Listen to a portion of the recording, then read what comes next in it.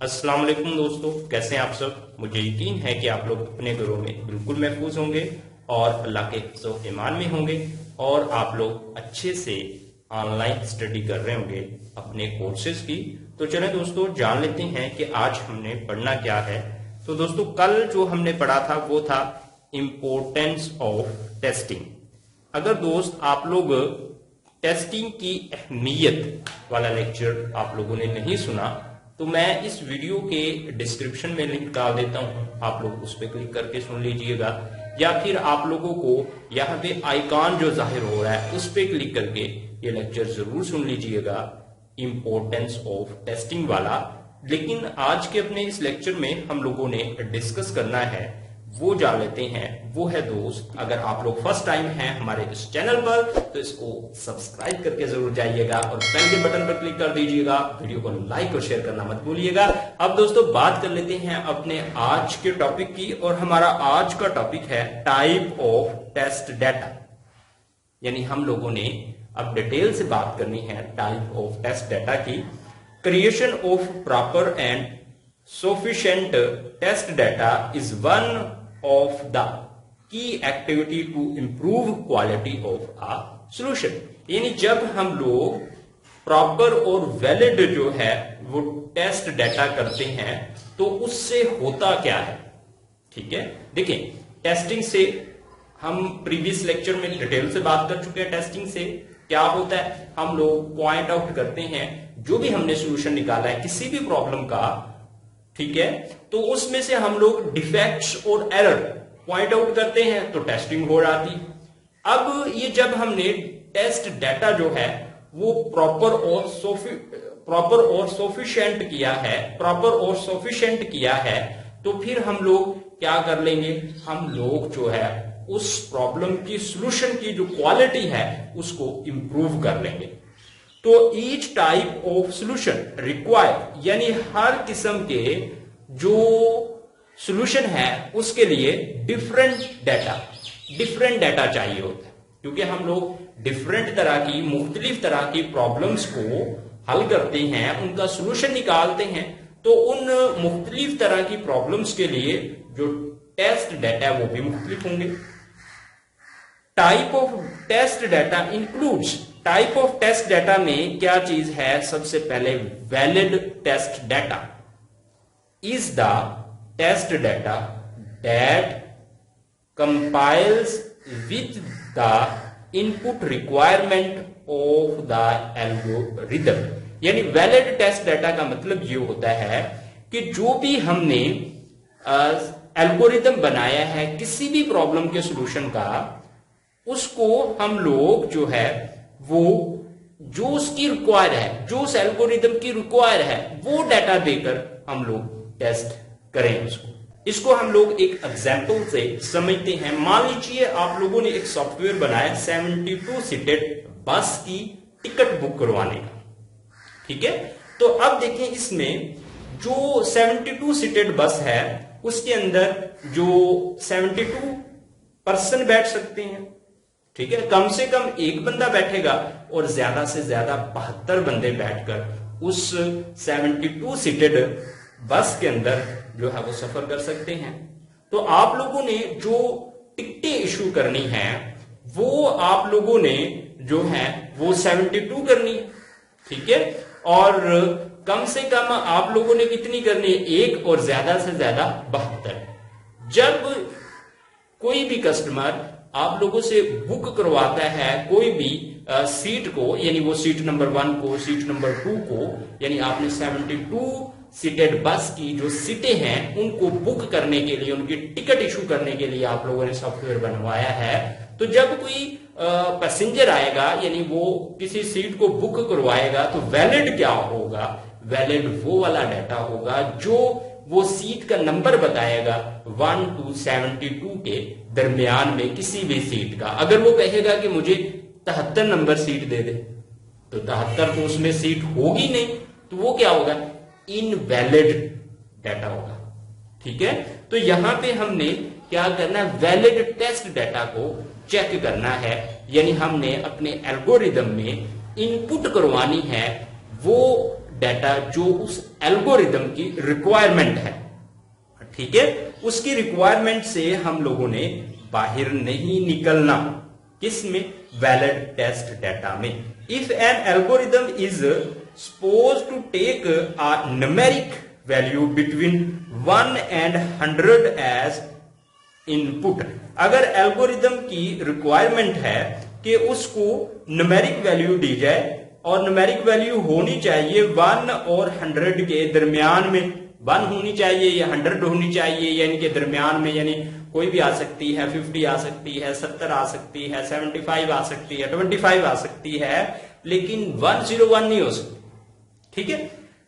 Then any value between 1 and 100 is a valid test data, यानी 1 भी valid होगा, 100 भी वैलिड होगा, 99 भी वैलिड होगा, 25 भी वैलिड होगा, 35 भी वैलिड होगा, लेकिन 125 इनवैलिड टेस्ट डाटा होगा, ठीक है, ये वैलिड टेस्ट डाटा नहीं होगा।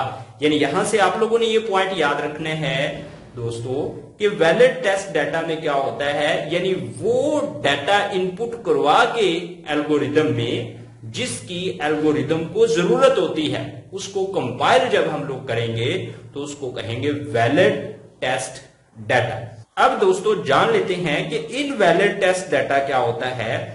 It is the data that does not commonly with the input requirement of the algorithm, यानी अगर हम लोग वो वाला डाटा एल्गोरिदम को दे जो कि उसकी रिक्वायरमेंट नहीं है, तो फिर वो क्या होगी?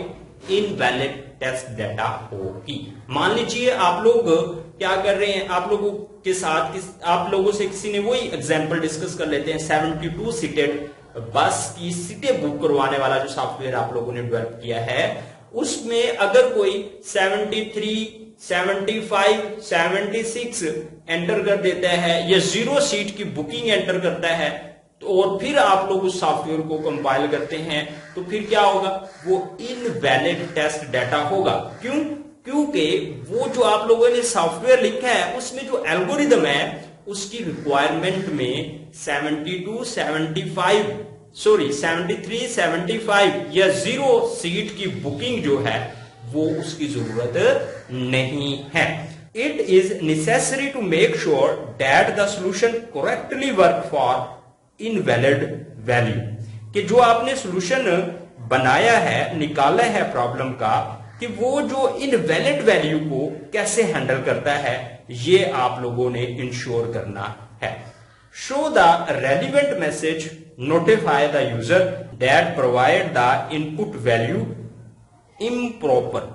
अगर कोई पैसेंजर आता है जो आपने सॉफ्टवेयर डेवलप किया है, किसी भी 72 सीटर बस की सीटें बुक करवाने वाला, अगर कोई पैसेंजर गलती से 73 सीट को बुक करने की रिक्वेस्ट करता है, तो फिर आपका जो सिस्टम है वो ऐसा होना चाहिए कि उसको रिस्पॉन्स दे कि जो बस है इसमें सिर्फ 72 सीटेड ही अवेलेबल है, 73 नाम की कोई भी सीट इस यहां पर नहीं है। इस तरह का मैसेज उसको डिस्प्ले होना चाहिए। और अगर आप लोग को कोई कस्टमर जो है ऐसी बात कर देता है, कोई सीट बुक हो चुकी है तो उसकी रिक्वेस्ट कर देता है, तो फिर जो है उस पैसेंजर को ये मैसेज आना चाहिए आपके सॉफ्टवेयर की तरफ से कि ये जो सीट आप लोग बुकिंग के लिए आप लोगों ने जो सिस्टम में एंटर की है, ये किसी और पैसेंजर को मिल चुकी है, लिहाजा आप लोगों के लिए ये सीट अवेलेबल नहीं हो सकती।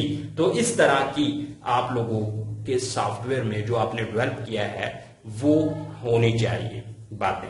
उसके बाद दोस्तों यहां पे boundary test data value, boundary test data value, अब इसकी बात कर लेते हैं।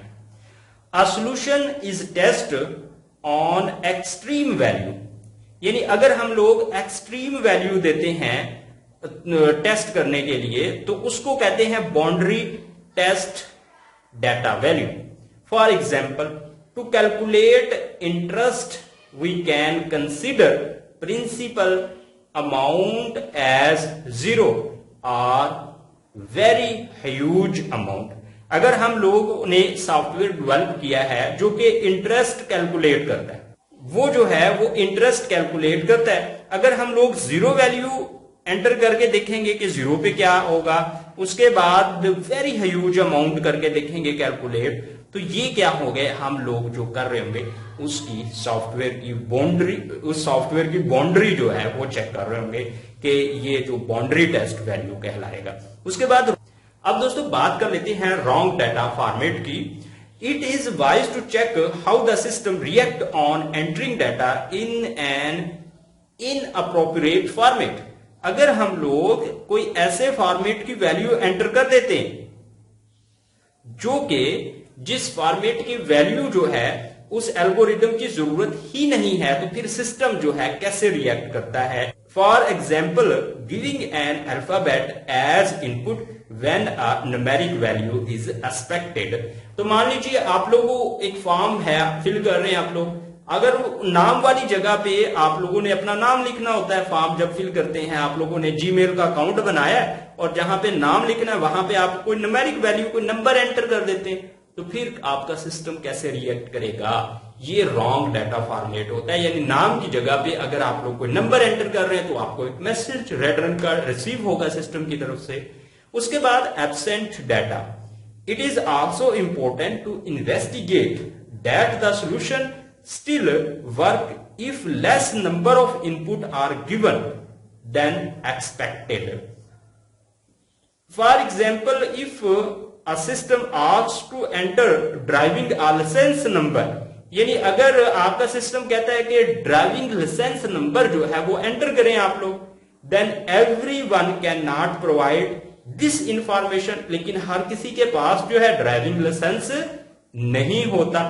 It is important to see how the system react in this situation। तो इस सिचुएशन में आपका सिस्टम किस तरह से रिएक्ट करेगा ये भी चेक किया जाता है। आई होप दोस्तों आप लोगों को समझ आ चुकी होंगी ये सब की सब टाइप्स, जो कि टाइप्स ऑफ टेस्ट डाटा है, यानी वैलिड टेस्ट का मतलब ये होता है कि एल्गोरिथम की जो रिक्वायरमेंट होती है वो ही वैल्यू दर्ज की जाए तो वो वैलिड होता है। उसके बाद इनवैलिड, यानी एल्गोरिदम की रिक्वायरमेंट के जो है जो नहीं है उसके अगेंस्ट अगर कोई वैल्यू एंटर की जाएगी तो उसको कहेंगे इनवैलिड टेस्ट डाटा। उसके बाद दोस्तों यहां पे आता है boundary test data value. Boundary test data value में ये किया जाता है कि जो हमने वैल्यू एंटर करनी है उनकी हम लोग बाउंड्री चेक करेंगे। मान लीजिए आप लोगों ने इंटरेस्ट कैलकुलेट करने के लिए एक कैलकुलेटर बनाया है, तो आप लोग जीरो पर इंटरेस्ट जो है वो कैलकुलेट करके देखेंगे कि आपका सिस्टम जो है वो किस तरह रिएक्ट करता है, या जो आपने इंटरेस्ट कैलकुलेट करने का जो बनाया है वो आपने देखना है कि वेरी लार्ज वैल्यू पर कैसे कैलकुलेट करता है इंटरेस्ट। उसके बाद wrong data format. Wrong data format में भी आप लोगों ने चेक करना है कि आपका सॉफ्टवेयर कैसे रिएक्ट करेगा। रॉन्ग डाटा फॉर्मेट को आप ऐसे ही कंसीडर करें, मान लीजिए आप जीमेल अकाउंट बनाते हैं और जहां पे आप लोगों ने अपना नाम लिखना होता है वहां पे आप लोग कोई न्यूमेरिक वैल्यू लिख देते हैं, तो फिर देखना है कि आपका सिस्टम को क्या मैसेज देना चाहिए। ये आपका क्या होगा, रॉन्ग डाटा फॉर्मेट की टेस्टिंग हो रही होगी। उसके बाद एब्सेंट डाटा। एब्सेंट डाटा में क्या होता है, यानी जिस तरह से मान लीजिए ड्राइविंग लाइसेंस रिक्वायर है, आप लोग कोई फॉर्म फिल कर रहे हैं उसमें ड्राइविंग लाइसेंस रिक्वायर है, तो फिर क्या होगा कि हर किसी के पास तो ड्राइविंग लाइसेंस नहीं होता, तो लिहाजा अगर कोई बंदा ड्राइविंग लाइसेंस जो है वो एंटर नहीं करता तो फिर आपके सिस्टम को क्या जो है वो रिएक्शन देना चाहिए जो आपने डेवलप किया है उस सिस्टम को, ये देखा जाता है एब्सेंट डाटा में। तो दोस्तों थैंक यू फॉर वाचिंग। अगर आप लोग फर्स्ट टाइम हैं हमारे इस चैनल पर तो इसको सब्सक्राइब करके जरूर जाइएगा और बेल के बटन पर क्लिक कर दीजिएगा। वीडियो को लाइक और शेयर करना मत भूलिएगा। अपने भाई को इजाजत दीजिए। अल्लाह हाफिज, बाय बाय। अपना ढेर सारा ख्याल रखें। ओके स्टूडेंट्स, अल्लाह हाफिज, बाय बाय।